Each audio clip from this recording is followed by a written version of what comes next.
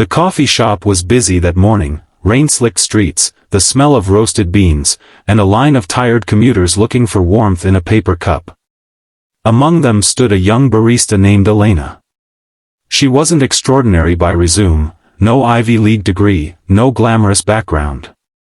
What made her extraordinary was something far simpler, the way she treated every customer as if they mattered. That day, a man stepped into her line. He wore an old baseball cap, a plain jacket, nothing that shouted wealth or power.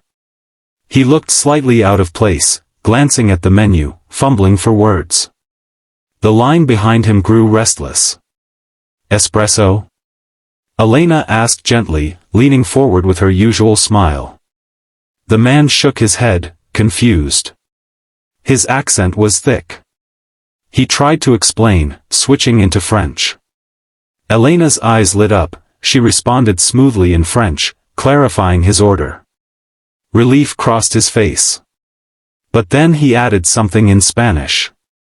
Without missing a beat, she replied in Spanish too. The customers nearby turned their heads. Elena was just getting started.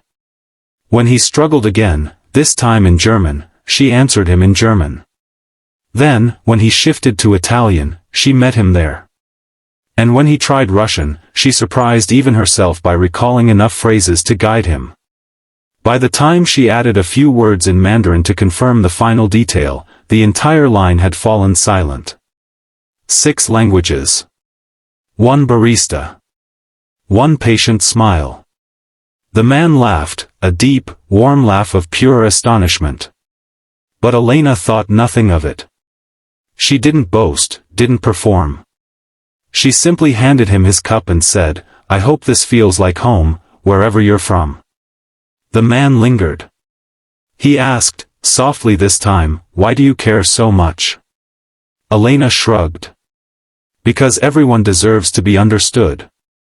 Coffee's just coffee, but kindness, that's what makes it worth drinking." He thanked her quietly and walked out. 2 days later, the coffee shop buzzed with a strange tension. A fleet of black cars lined the street. Men in suits entered, scanning the room. Elena froze. Was something wrong? Then, in walked the same man. But this time, he wasn't in a baseball cap. He was flanked by assistants, his name whispered by the crowd. He was Adrian Holt, a global CEO, one of the wealthiest men alive, worth billions, the kind of name that filled newspapers and business magazines. Elena nearly dropped her tray.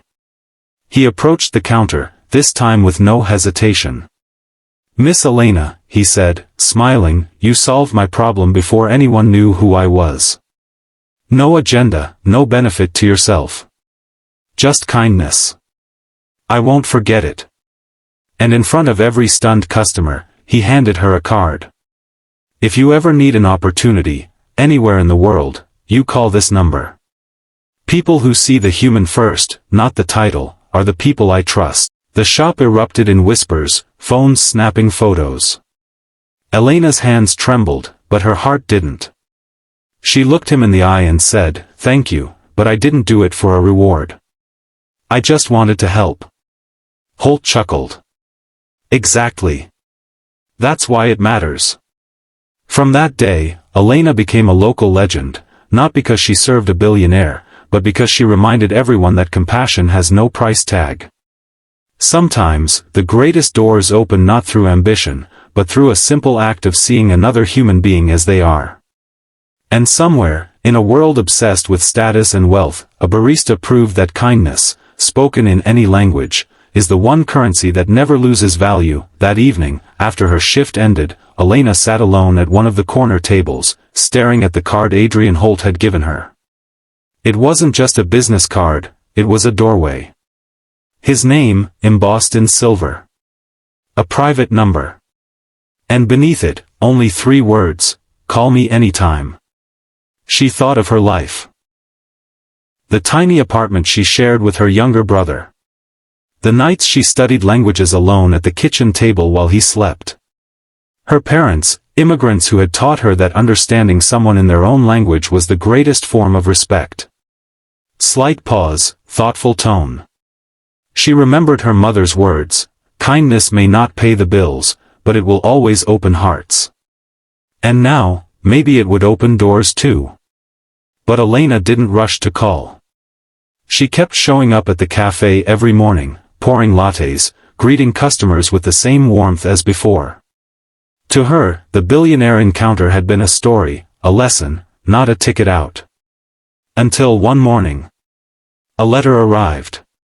Not an email, not a text, a handwritten letter sealed with Adrian Holt's crest. Inside, he invited her to Geneva. To a global summit where world leaders, entrepreneurs, and change-makers gathered.